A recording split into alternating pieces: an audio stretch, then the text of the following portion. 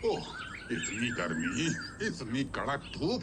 मैं इस धूप में काम बिल्कुल नहीं कर सकता। मैं एक काम करता हूँ, मैं कल आके करता हूँ।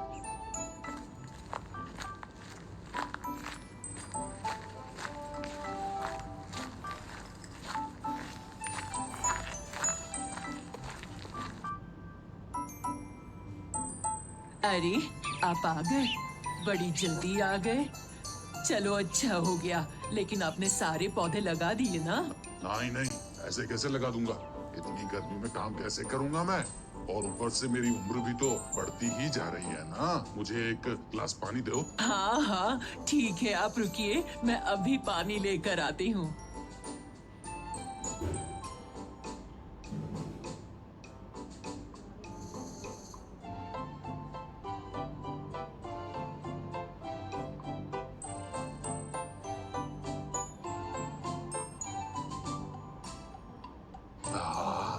पानी पीने से तो इस बार प्यास बुझ गई। वैसे बेटा बहू कहाँ है?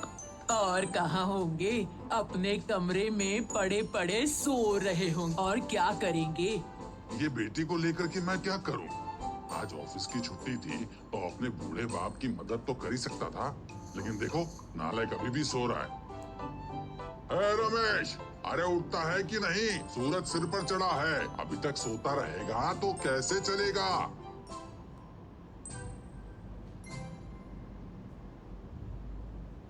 क्या हुआ, इतना चिल्ला क्यों रहे हो? अरे हफ्ते में एक दिन ही तो छुट्टी मिलती है और आप हैं कि मुझे आराम से सोने भी नहीं दे रहे। आखिर आपको मुझसे दिक्कत क्या है, ये बताइए। हाँ, तुम अपने पिताजी से ऐसे कैसे बात कर सकते हो, बताओ? तुम्हारे पिताजी सुबह से लेके शाम तक खेत में काम करते रहते हैं। हाँ। उसमें मैं क्या करूं? मैं भी तो हफ्ते में 6 दिन ऑफिस जाता हूं। मैं थोड़ी किसी को सुनाता हूं कि मैं कितना काम करता हूं, कितना मेहनत करता हूं। ये थोड़ी बोलता फिरता हूं। हाँ ठीक है ठीक है। अब मुझे एक बात बताओ, खाने के लिए कुछ है? मुझे बहुत जोर की भूख लगी है। सुनिए, खाना तो अभी तक बना नहीं है। रुक जाइए, अभी बना देती हूँ। हाँ, बहू, अच्छा हुआ तुम उठ गई हो। एक काम करो, तुम्हारे ससुर जी को भूख लगी है तो नाश्ते में कुछ बना ही दो। जल्दी से बना दो।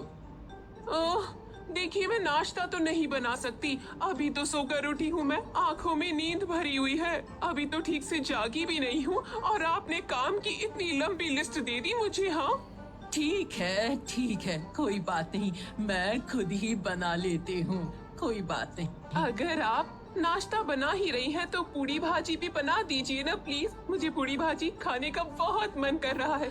हाँ ठीक है, आज मैं वही बनाती हूँ, ठीक है?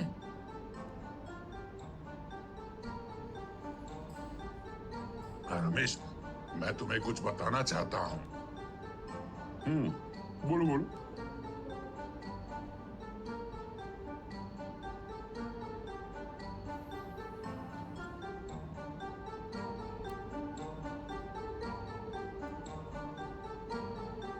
सुनो बहू, मेरे जैसे किसान की वजह से ही शहर के घरों में दाल, चावल, अचार सब पहुंच जाता है।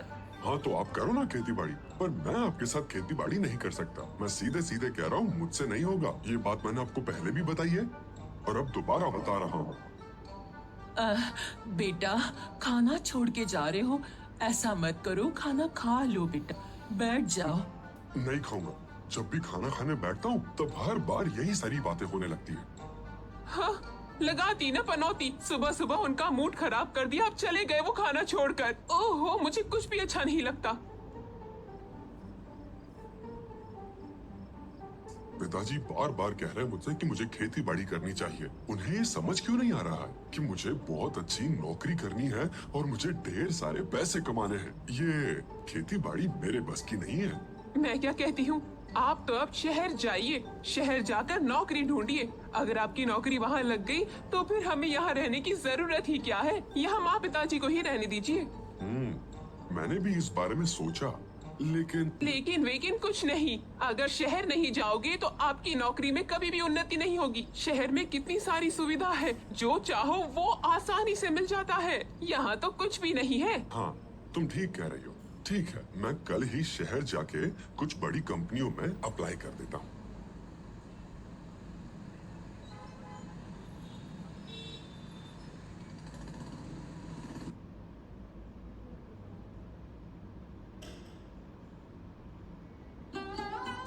माँ, पिताजी, हम जा रहे हैं। हाँ ठीक है बेटा, आराम से संभल कर जाना। हाँ भाई, जाओ तो। अगर मैं कुछ बोलूंगा तो तुम्हारा मुंह फूल जाएगा। मैं किसान जो हूँ। उफ, आप कभी अच्छी बात नहीं कर सकते हैं क्या? यही बातें सुन सुनकर अब मैं थक चुका हूँ और इसीलिए मैं शहर जा रहा हूँ। आप रहो और करो अपनी खेती बाड़ी।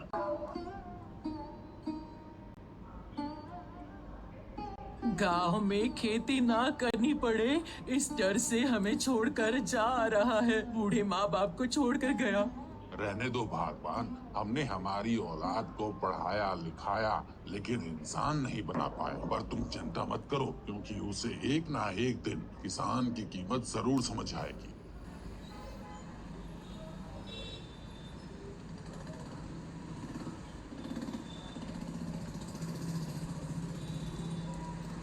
पूरा 1 साल हो गया है हमें शहर आके। शहर की बात ही अलग है। सब कुछ कितना आसानी से मिल जाता है। तुमने बिल्कुल सही कहा था। मैं हमेशा जो कहती हूँ सही कहती हूँ। एक महत्वपूर्ण सूचना, एक खतरनाक वायरस के फैल जाने की वजह से पूरे देश में लॉकडाउन हो चुका है। अब ना कोई अपने घर से बाहर निकल पाएगा और ना ही कोई घर की ओर जा पाएगा। स्कूल, कॉलेज, मंदिर, ऑफिस, सारे गार्डन्स, पार्क और सिनेमा घरों को बंद कर दिया गया है। ये क्या सुन रहा हूँ मैं? कल से ऑफिस बंद हो जाएगी? तो फिर कल से हमारा क्या होगा?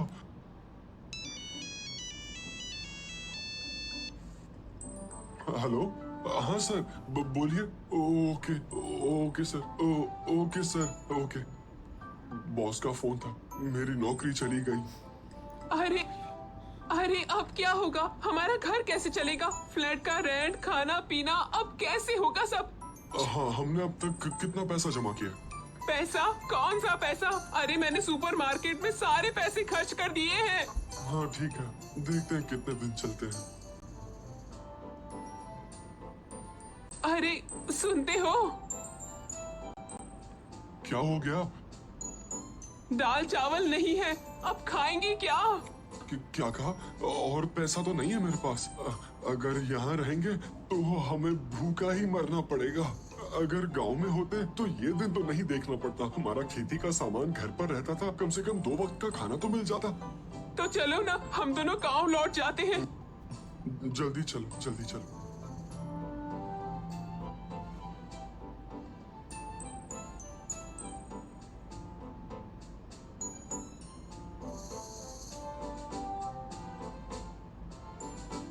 बेटा, तुम आ गए?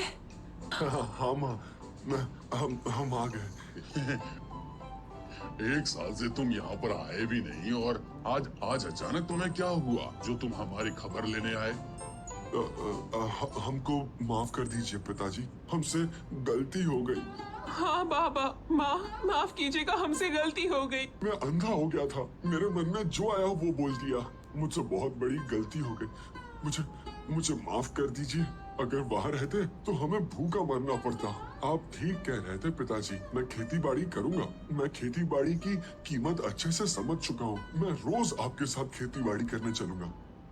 बस, अरे बस बस बस रमेश, तुम्हें तुम्हारी गलती का एहसास हुआ, ये देख मैं खुश हुआ। पर बेटा तू जानता है, जो लोग खेती बाड़ी करते हैं उन्हें कभी अनाज की कमी नहीं होती।